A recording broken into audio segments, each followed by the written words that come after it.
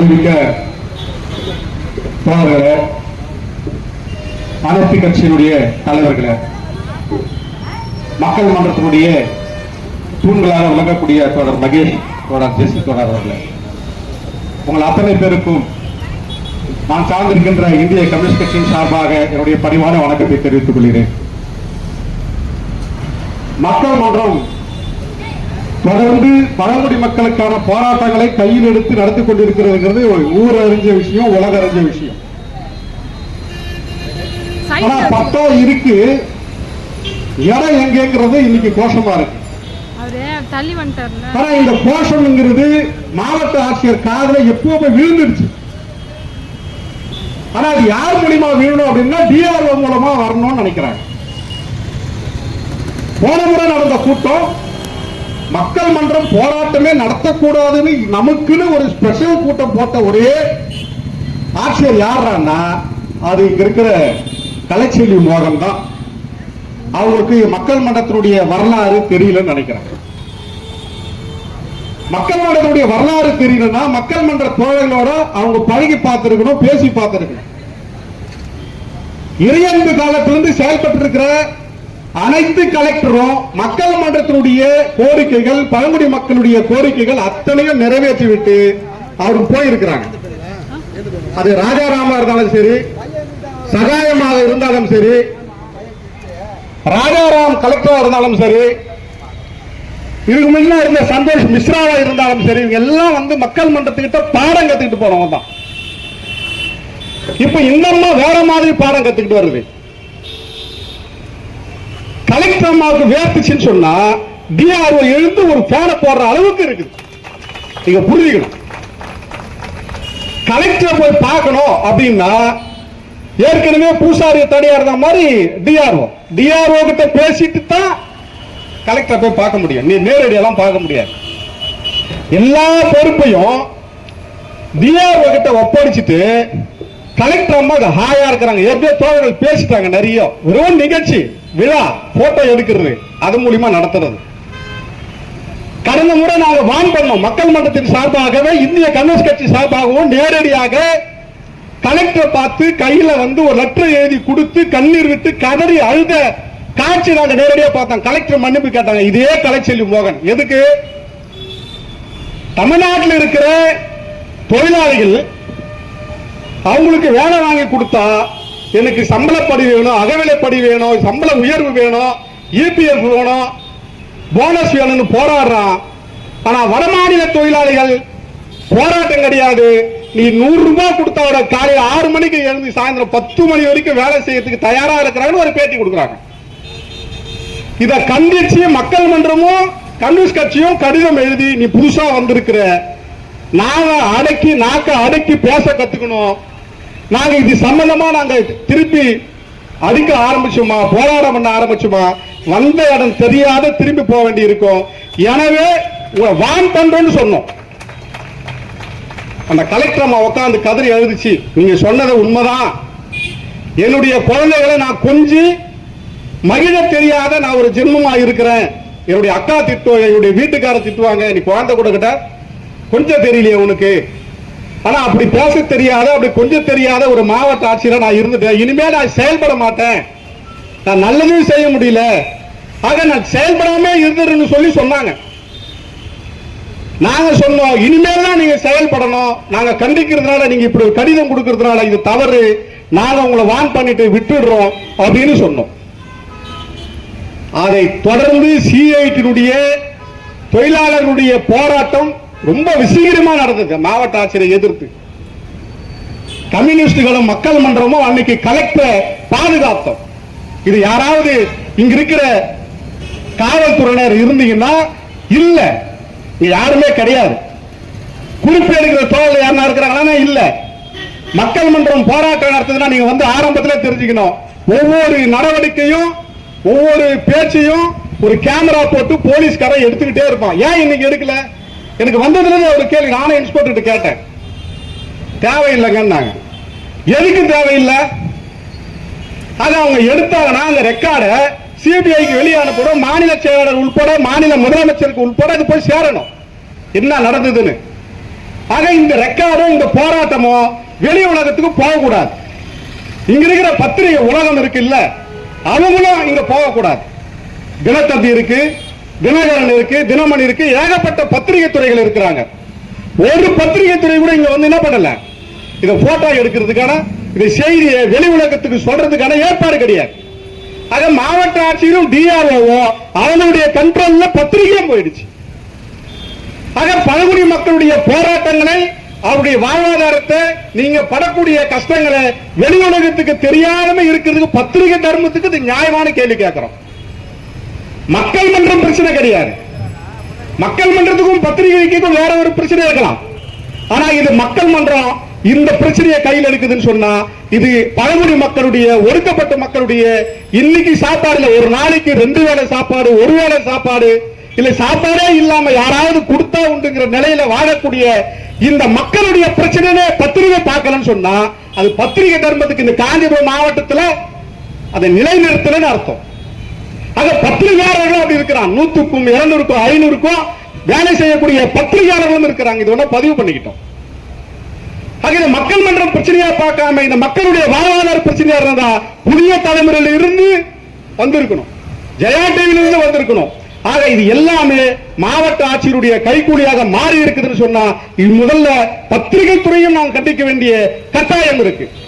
இது மாநில துறையில இருக்கிற பத்திரிகை நிருபர்களுக்கும் இது கொண்டு போய் செய்ய வேண்டிய அவலநிலை ஏற்படுதுன்னு சொன்னா, இது மாவட்ட ஆட்சியருக்கும் பத்திரிகை துறைக்கும் இது தர்மமே கிடையாது. ஒரு டிஆர்ஓ சந்திக்க போறோம். கடந்த முறை 13ஆம் தேதி ஒரு போராட்டம் நடத்துறோம். எல்லா பத்திரிகைக்கும் தகவல் சொல்றோம், காவல்துறைக்கும் சொல்றோம். காவல்துறை என்ன பண்ணிருக்கணும், ஒரு வாரத்துக்கு முன்னாடி 10 நாளைக்கு முன்னாடியே அனுமதி கொடுக்கிறோம். 10 நாளைக்கு முன்னாடி அனுமதி கொடுத்தது இரவு 10 மணிக்கு பொழுது விடுஞ்சா ஆர்ப்பாட்டம். இரவு 10 மணிக்கு போலீஸ் வந்து வீட்டுல நோட்டீஸ் ஒட்டிட்டு போகுது. யாருமே இல்ல, பிஏவை வர வச்சு நோட்டீஸ் ஒட்டு போகுது. அப்ப என்ன நிலைமை? இங்க இருக்கிற மாவட்ட ஆட்சி நிர்வாகம் என்ன செய்யுது? ஒரு நல்ல கலெக்டரா இருந்தா, ஒரு நல்ல டிஆர்ஓ இருந்தா, நல்ல ஆர்டிஓ இருந்தா, நல்ல தாசில்தாரா இருந்தா, இந்த மக்களை அழைத்து பேசி தீர்வு காண்பதற்கு எல்லா நடவடிக்கை எடுத்திருக்கணும். அப்படி ஒரு ஏற்பாடே இல்லை. அப்படின்னா என்ன அர்த்தம்? இந்த மக்களுக்கு வழங்கப்பட்ட பட்டாவை கவனம் செலுத்தல. ஆளும் கட்சியா, எதிர்கட்சியா, பண்ணையாளா, முதலாளியா, யாருன்னு தெரியாது. யார் கையிலேயே கொடுத்திருக்கிற ஒரு 257 பேர் சொல்றாங்க. நாங்க 235 பேர் சொல்லிட்டு இருக்கிறோம். 257 பேருக்கு பட்டா கொடுத்திருக்குது. அப்படின்னா எத்தனை ஏக்கரா இருக்கும் ஒரே இடத்துல? ஆக அவ்வளவு இடத்தையும் ஒரு தனிநபர் ஆக்கிரமிப்பு வச்சிருக்கிறான்னு சொன்னா, அது இந்த மாவட்ட ஆட்சி நிர்வாகம் கண்டுக்காம அது அப்படியே கடப்புல போடுதுன்னா என்ன அர்த்தம்? நான் மாவட்ட ஆட்சியரை பார்த்து கேள்வி கேட்க விரும்புறேன். எவ்வளவு கையொட்டு பணத்தை நீங்களும் டிஆர்ஓ வாங்கியிருக்கீங்க? இதுக்கு பதில் சொல்லணும். ஏன்னு சொன்னா, உத்தரமேரூர்ல சாலவாக்கத்துல ஒரு தொழிலாளி ஒண்ணு இல்லைங்க, இந்த மழைக்கு அளவில் இருக்கிற ஒரு ரோட்ல வந்துட்டாங்க. உடனடியாக இங்க இருக்கிற கலெக்டர் போன் பண்ணி அங்க இருக்கிற தாசில்தார் சொல்லி அந்த வீட்டை இடிக்கிறாங்க. அதுக்கான ஏற்பாடுகள் நடக்குது. அதே தொழிலாளி கலெக்டர் ஆஃபீஸ் முன்னாடி தான் தீக்குளிக்க போறோம் போராட்டம் நடத்துறாங்கன்னு சொன்னா, இது மாவட்ட ஆட்சியருக்கு அழகா? இதுக்கு பதில் சொல்லணும் இல்ல கலெக்டர்? வேற ஒண்ணு வராங்க, ஒரு 6 அங்குலம் இடத்தை எக்ஸ்ட்ரா கட்டுறதுக்கு ஒரு கலெக்டர் ஆர்டர் போறேன்னு சொன்னா, அதை எடுக்க முடியாத நாதி உள்ள கலெக்டர் இப்ப என்ன பண்ணணும்? 257 பேருக்கு பட்டா கொடுத்திருக்கிற எவ்வளவு ரூபாய் செலவா இருக்கும்? ஒரு விஓல இருந்து ஆர்ஐல இருந்து எத்தனை தாசில்தார் வந்திருப்பாங்க, எத்தனை ஆர்ஐ வந்திருப்பாங்க, எத்தனை தனியாரை வந்திருப்பாங்க. அதுக்கு மெனக்கட்டு பேப்பரை போட்டு பெரிய விழா நடத்தி லட்சக்கணக்கான ரூபாயை செலவு பண்ணி சம்பளம் மாற்ற மாட்டீங்கன்னு சொன்னா கிட்டத்தட்ட 2 கோடி ரூபாய் 3 கோடி ரூபாய் செலவு பண்ணிருப்பீங்க. அப்ப அந்த இடத்தை காட்டிலும் அதிகமான செலவு பண்ணி விழா எடுத்து நீங்க பட்டா கொடுத்துட்டு இந்த இடத்துல வேற எவனோ ஒருத்தன் ஆக்கிரமிப்பு வச்சிருக்கிறான், அவன் சவால் கொடுக்கிறான்னு சொல்றீங்க. ஒரு தனிநபர் ஒரு கலெக்டருக்கு சேலஞ்சா இருக்கிறான்னு சொன்னா கேவலமா இல்ல? ஒரு உண்மையான கலெக்டரா சொன்னா இதை ராஜினாமா பண்ணிட்டு, என்னால தனிநபரா இருந்து இதை சேலஞ்ச் பண்ண முடியல, இந்த வழக்கை நடத்த முடியல, எனக்கு திராணி இல்ல, டிஆர்ஓக்கு திராணி இல்ல, எனவே இந்த பதவியிலிருந்து நான் ராஜினாமா செய்யறேன்னு தார்மீக பொறுப்பேற்றுட்டு போயிருக்கணும். அதுதானே ஒரு நல்ல கலெக்டருடைய நியாயமான இதுவா இருக்கும். அதை விடுத்து வேற யாருமெல்லாம் பழிய போடுறது. 11 குடும்பத்துக்கு குண்டு காலத்துல 5,07,000 ரூபாய்க்கு வீடு வருது. பட்டா கிடையாது, அந்த இடத்துல இடம் இல்லைன்றீங்க. ரைட்டு, அங்க கிட்ட 50 பேருக்கு பட்டா வரணும். 11 குடும்பத்துக்கு நீ வீடு கட்டணுமா வேணவா? 5,07,000 ரூபாய்க்கு வருது. முதலமைச்சரே நினைச்சா கூட இந்த திட்டத்தை ரத்து பண்ண முடியாது. ஏன்னா பட்டா கொடுத்தாச்சு, வீடு ஒதுக்கீடு பண்ணாச்சு, அதுக்கான பணத்தையும் ஒதுக்கீடு பண்ணாச்சு. எந்த தைரியத்தில் அந்த மக்களுக்கு நீ வந்த வீட்டை ரத்து பண்ணிருக்க? எப்படி பண்ணிருக்கிற? அந்த மக்கள் மாதிரியே ஒரு பேப்பர்ல கையெழுத்து போட்டிருக்கிற. அந்த மக்களுக்கே தெரியல. இது நான் நினைச்சாதான் எனக்கு வீடு வேணாம்னு சொல்ல முடியும். கலெக்டர் நினைச்சா வீடு கொடுக்க கூடாதுன்னு சொல்ல முடியாது. முதலமைச்சர் நினைச்சா வீடு கொடுக்க முடியாதுன்னு சொல்ல முடியாது. எனக்கு ஒதுக்கீடு செய்யப்பட்ட வீட்டை நான் நினைச்சதா ஏங்க உங்க வீடு வானாங்க. திருமலை தோழர் சொல்லுவார் அடிக்கடிக்கு, இந்த கேடுகட்ட அரசாங்கத்துக்கிட்ட இருந்து நான் சல்லி பைசா வாங்காம நான் உழைச்சி நான் வாழணும்னு நினைக்கிறேன்னு சொல்லுவார். மக்கள் மன்றத்துடைய மாநில பொறுப்பாளர். அவர் உழைச்சி வீடு கட்டிட்டு இருக்கிறார், உழைச்சி வீடு கட்டிருக்கிறார். இந்த கேடுகட்ட அரசாங்கத்துக்கிட்ட இருந்து ஒரு கல் கூட நான் வைக்க கூடாதுன்னு சொல்லுவார். அது அவரா முடிவு பண்ணது. இந்த அரசாங்கத்துடைய பணம் எனக்கு தேவையில்லை, அரசாங்கத்துடைய வீடு எனக்கு தேவையில்லைன்னு அவர் முடிவு பண்ணது. அப்போ அந்த பயனாளிய முடிவு பண்ணாதான் அந்த பணத்தை, அந்த திட்டத்தை கேன்சல் பண்ண முடியும். அது 5,07,000 ரூபாய் வீடு எங்க போச்சு? 11 குடும்பம். நினைச்சு பாருங்க. இது அந்த பயனாளி எங்குமே கையெழுத்து போடல. கலெக்டர் பதில் சொல்லணுமா வேணாவா? ஆக இதுலதான் மாவட்ட ஆட்சியரும் டிஆர்ஓவும் இதுல மாட்டிக்கிட்டு இருக்கிறாங்க. ஆக இதை கூப்பிட்டு வச்சு நம்மளால சமரசம் பண்ண முடியாது. ஒரு தனிநபர் ஆக்கிரமிப்பில் இருக்கிற பிளாட்டுகளை அதை கைப்பற்றி இவங்களுக்கு பதில் சொல்ல முடியல. ஏன்னா ஏற்கனவே மேகலா தோழர் சொன்ன மாதிரி இந்த சர்வேல இவ்வளவு பேருக்கு இடம் அளந்து கொடுத்திருக்கிற அது யாருடைய ஆக்கிரமிப்புல இருக்கு, அதை எடுக்கிறதுக்கு அது துப்பு இல்லாம கண்டுக்காம இது பழங்குடி மக்கள் தானே அலட்சியமா இருந்திருக்குன்னு சொன்னா, அப்படி அலட்சியமா இருந்தது மட்டும் இல்லாம பல லட்சம் ரூபாய் நீங்க கைவிட்டு வாங்கி இருக்கிறீங்களோ என்ற சந்தேகத்தோட இன்னைக்கு நாங்க கேள்வி எழுப்புறோம். அதுக்கு மாவட்ட ஆட்சியர் தைரியம் இருந்தா எங்களை கூப்பிட்டு நீங்க பதில் சொல்லிதான் ஆகணும். எந்த வகையில அந்த இடம் கேஸ் போட்டிருக்கு, அது எக்ஸ்பர்ட் ஆயிருக்கு, அதுக்கு பதில் சொல்லணும். இல்லைன்னு சொன்னா ஏற்கனவே சொன்ன மாதிரி ஒரு பேட்டியில பழங்குடி மக்களை கேள்வி கேட்கறதுக்கு ஆளே இல்ல அப்படின்னு நினைச்சீங்கன்னு சொன்னா, நாங்க ஆரம்பத்துல இருந்து ஒவ்வொரு பதிவும் பண்ணிருக்கிறோம். மாவட்ட ஆட்சியர் மேல நாங்க SC/ST வழக்கு பதிவு பண்ணிடுவோம், வழக்கு பதிவு பண்ணுவோம். கேள்வி கேட்கறதுக்கு நாதி இல்லைன்னு சொன்னா இதை பதிவு பண்றதுக்கு நாங்க நீதிமன்றத்தை நாடுவோம். இது இங்க மட்டும் இல்ல, ஒவ்வொரு கிராமத்தில் இந்த மாவட்டத்தில் இருக்கிற ஒவ்வொரு கிராம மக்களும் அதுக்கான பதிவை செய்யறதுக்கு அதுக்கான முயற்சிகள் எடுப்போம். அந்தந்த ஸ்டேஷன்ல மாகரல் ஸ்டேஷன் இருக்கு, உத்தரமேரு ஸ்டேஷன் இருக்கு, சாலவாக்கம் இருக்கு, பெருநகர் இருக்கு, இந்த பகுதியில் வாலாஜாபாத் இருக்கு, பால்செட்டி இருக்கு. எல்லா இடத்து மக்களும் நீங்க வந்திருக்கீங்கன்னு சொன்னா உங்களுடைய பிரச்சனைகளை, எங்களுடைய பிரச்சனைகளை, நாங்க ஒடுக்கப்பட்ட மக்கள், தாழ்த்தப்பட்ட மக்கள், எங்களுடைய பிரச்சனைகளை பட்டா கொடுத்து எங்களை ஏமாத்தி இருக்கிறாங்க. பழங்குடி மக்கள் என்றதுனால எங்களை அலட்சியப்படுத்தி இருக்கிறாங்க. எனவே இந்த நிர்வாகத்தை நடத்துகிற மாவட்ட ஆட்சியர் மீது நீங்க SC/ST வழக்கு பதிவு போடணும்னு நாங்க கம்ப்ளைண்ட் கொடுக்க வைப்போம். எல்லா ஸ்டேஷன்ல ஆயிரக்கணக்கான மனுக்கள் உள்ள வரும்.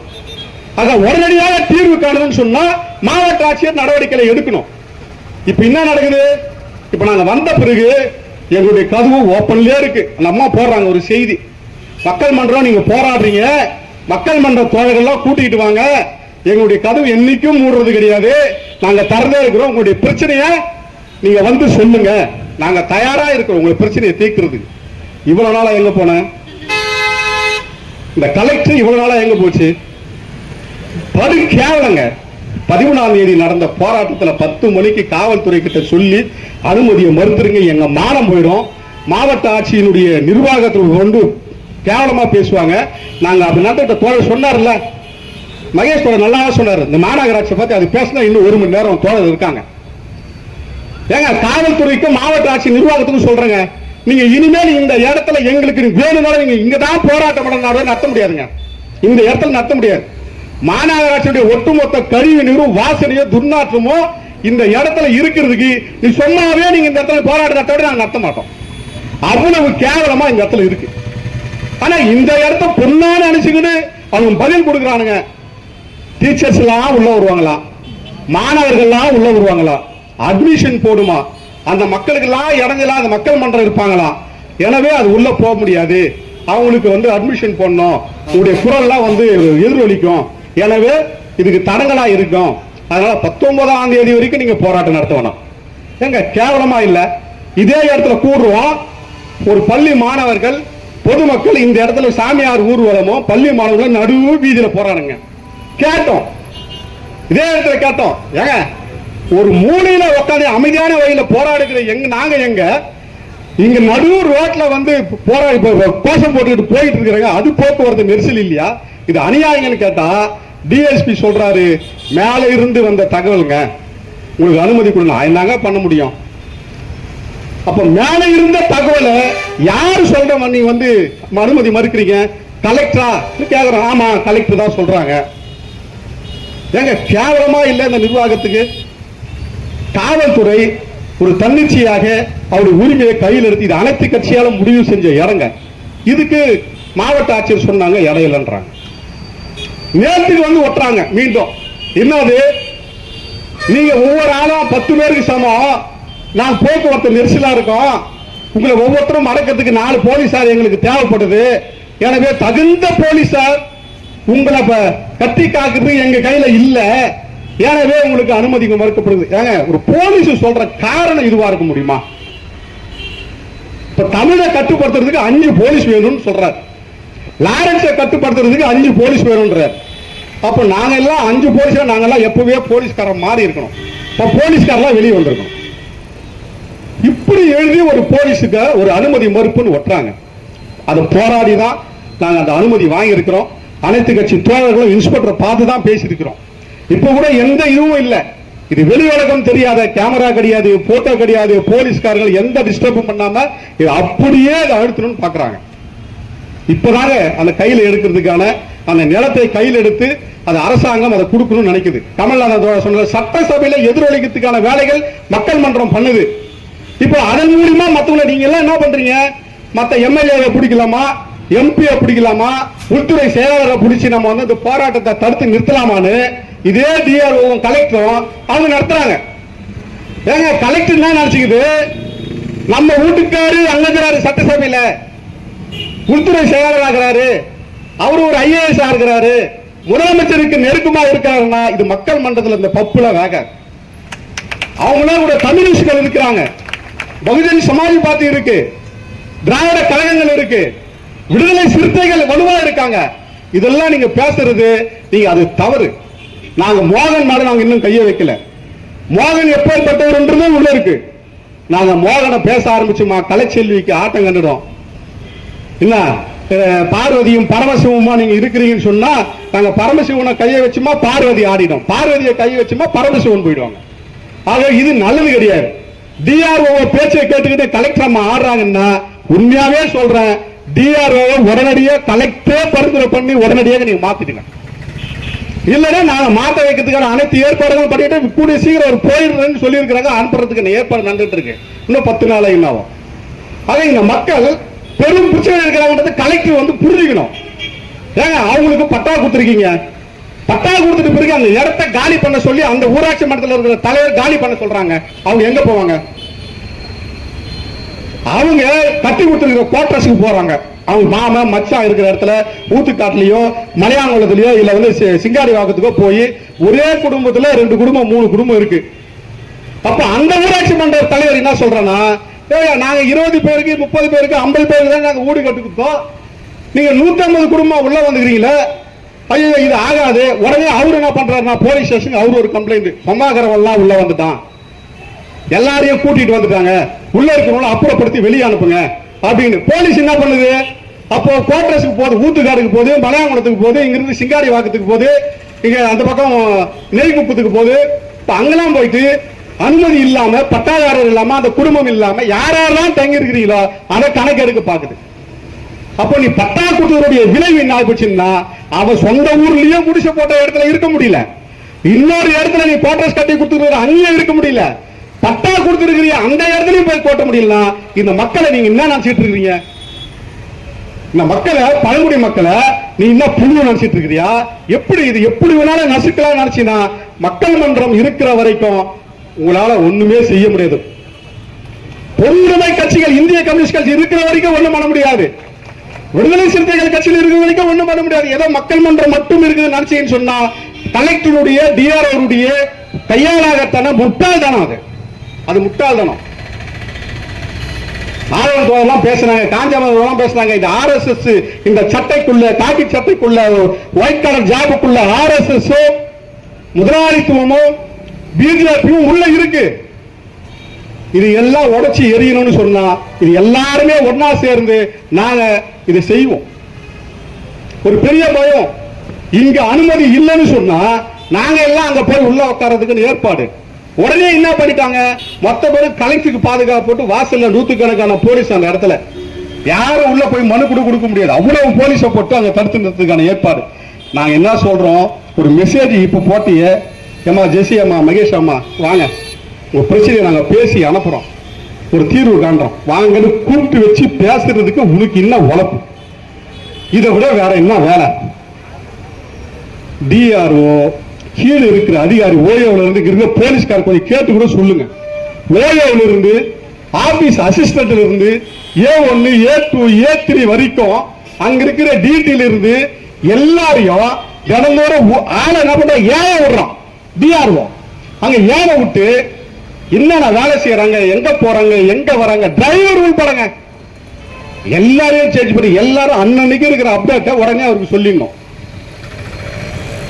இது ஒட்டுமொத்த நிர்வாகம் ஒரு கண்ட்ரோல் இருக்குது நினைச்சுக்கிட்டு இந்த மாவட்டத்தையே குளறுபடி பண்ணிட்டான். தமிழ் சொன்ன மாதிரி திருவள்ளூர், காஞ்சிபுரம், செங்கல்பட்டு இது 3 மாவட்டமா இருந்து பெரிய பரப்பளவு இருந்த மாவட்டம். ஒவ்வொரு இந்த மாவட்டத்தை வளர்ச்சி அடையும் சொல்லி செங்கல்பட்டும் காஞ்சிபுரம் ஒன்னா சேர்ந்த மாவட்டம் இன்னும் வளர்ச்சி அடையும் சொல்லி காஞ்சிபுரமும் செங்கல்பட்டு மாவட்டமா தனித்தனியா பிரிச்சு இன்னைக்கு காஞ்சிபுரம் மாவட்டம் ஒரு சின்ன மாவட்டம்.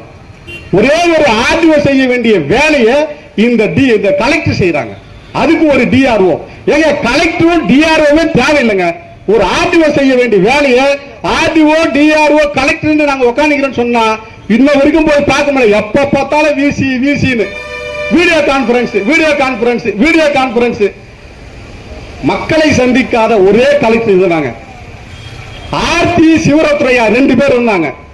தாசில்தார், ஆர்டிஓ இவங்க எல்லாம் ஒன்னா சேர்ந்து அற்புதமா வேலை செஞ்சாங்க.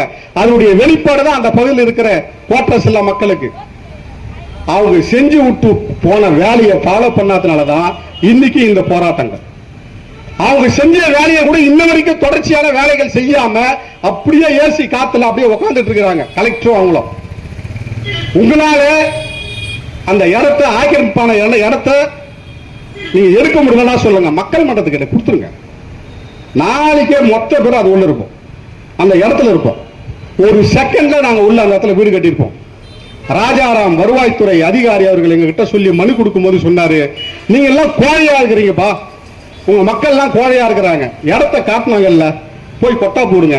நான் சொல்றேன், இன்னைக்கு மாவட்ட ஆட்சியருக்கு சொல்றோம், தலைமைச் செயலாளர் இருக்கிற வருவாய் அதிகாரியான வருவாய்த்துறையில் இருக்கிற ராஜாராம் அவர்கள் எங்களுக்கு சொன்ன பதில், சட்டசபை உறுப்பினராகிய மாண்புக்கு சட்டசபை உறுப்பினராகிய மாரிமுத்து தோழருடைய எதிர்க்கவே அவர் கொடுத்த வாக்குமூலம் என்னன்னு சொன்னா, நீங்க எல்லாம் கொடுத்த இடத்துல போய் கொட்டா போடுங்கன்னு சொன்னார், வீடு கட்டுங்கன்னு சொன்னார்.